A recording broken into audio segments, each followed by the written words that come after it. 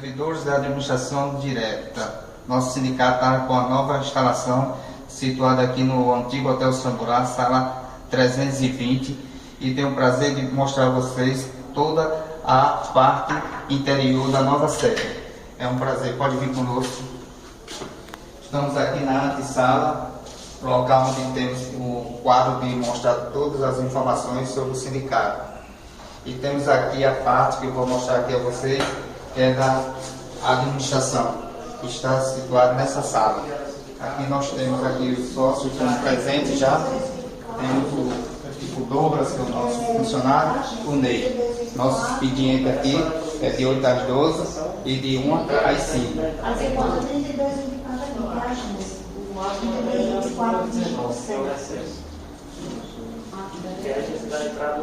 Conduzindo então ainda para a nova sala da presidência, situada aqui, como temos aqui, a nova sala da presidente, a qual se encontra Jandeiro Souto.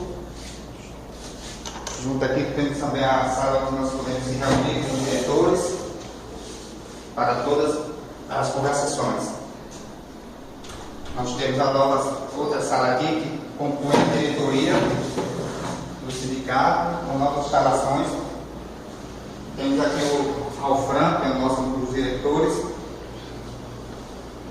É um prazer mostrar aqui a vocês.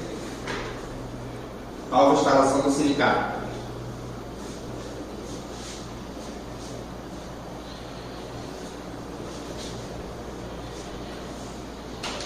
Me acompanhe então, ainda temos mais salas para ser apresentadas. Dando continuidade às demais salas do SINSP, vamos apresentar agora a sala das assessorias. Por gentileza, vamos entrando.